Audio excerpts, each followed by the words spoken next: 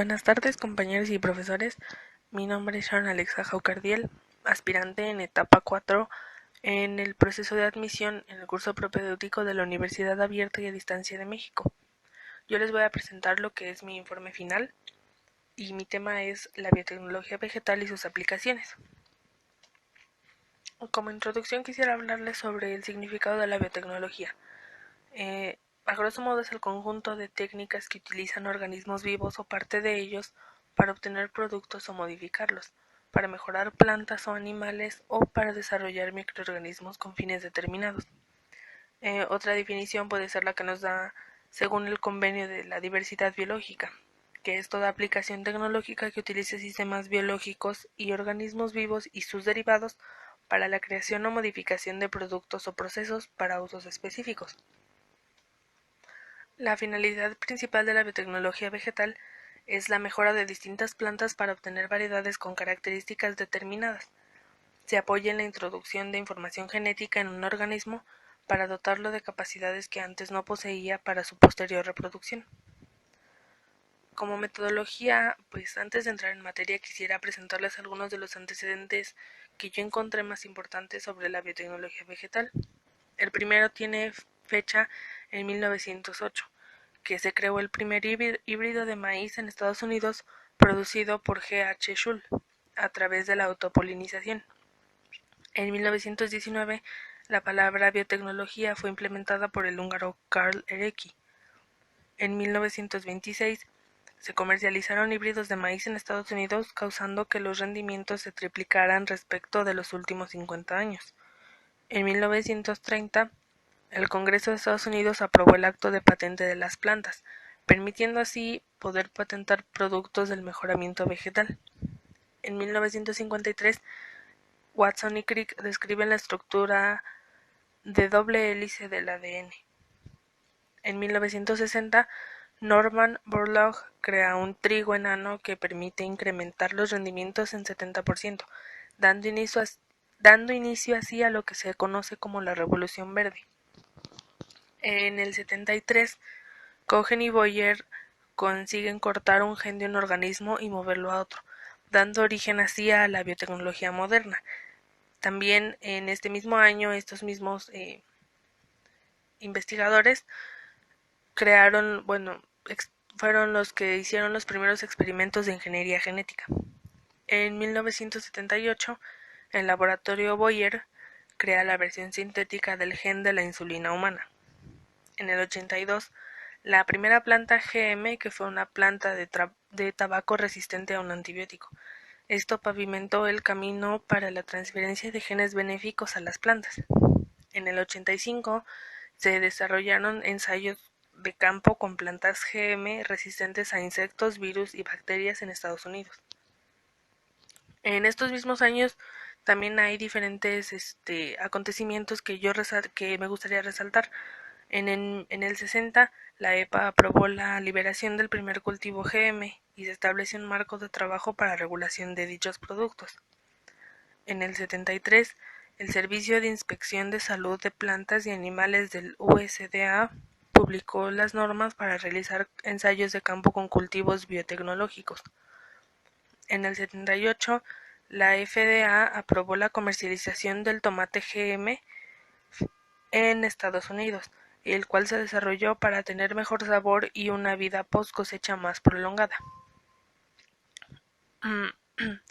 En el 82 se aprobó la comercialización de soya y maíz y algodón GM y se empezaron a comercializar en Estados Unidos. En el 85, en total de agricultores de 6 países utilizaron cultivos transgénicos en aproximadamente 1.7 millones de hectáreas.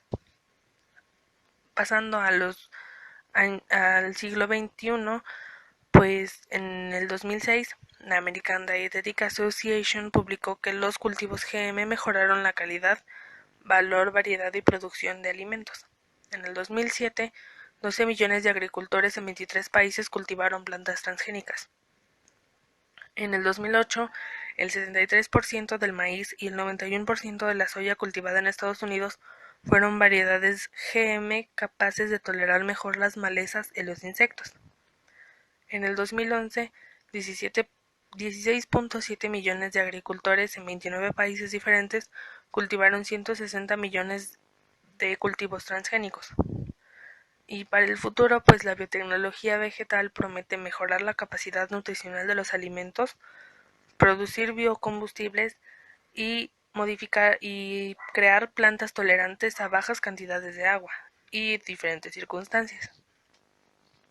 Existen dos tipos de biotecnología vegetal y cada una encierra significados distintos pero que se complementan. Tenemos la biotecnología clásica y la biotecnología moderna. La finalidad principal de la biotecnología clásica vegetal es la mejora de distintas plantas para obtener variedades con características deseadas. La biotecnología vegetal moderna se apoya básicamente en la ingeniería genética. Consiste en introducir información genética nueva en un organismo para dotarlo de capacidades que no poseía para su posterior reproducción, obteniendo así individuos mejorados, modificados y dotados para esa función específica. La mejora vegetal persigue aumentar el rendimiento de la planta, mejorar su calidad nutritiva y tecnológica, haciéndola así resistente a plagas y enfermedades y a condiciones difíciles o no adecuadas del suelo y el clima. Las aplicaciones de la biotecnología vegetal puede ser el control de enfermedades. Este se puede conseguir gracias a numerosas técnicas. Una de ellas puede ser la producción de plantas libres de virus. Esto se logra cultivando meristemos porque estos no suelen estar modificados con el virus.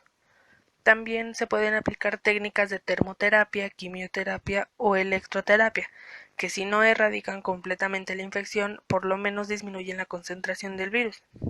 También está la tolerancia al estrés abiótico. Como sabemos, las plantas son sometidas frecuentemente a estrés debido a condiciones desfavorables en el ambiente físico o químico, y intentan sobrevivir mediante diferentes respuestas. Sin embargo, se puede favorecer esa tolerancia gracias a la biotecnología. Tenemos también lo que es la fitorremediación, que consiste en el uso de plantas para degradar, asimilar, metabolizar o desintoxicar metales pesados, compuestos orgánicos y radiactivos de ambientes contaminados por dichos elementos. Existen diferentes tipos dependiendo de qué tipo de contaminación trate y el proceso por el cual se lleva a cabo. Tenemos también la producción de compuestos de interés industrial. Si se quiere producir compuestos que son demandados por la sociedad actual, se puede modificar el metabolismo mediante la manipulación genética para producir más o menos cantidad de producto deseado. También se puede modificar las rutas metabólicas. Mediante ingeniería genética, de nuevo, se sobreexpresan los genes de enzimas de biosíntesis de ese compuesto, importando un gen de otra especie, haciendo así una reacción unidireccional para evitar que los compuestos se desvíen por otra rama. Y por último, pero no menos importante, tenemos las plantas como bioreactores.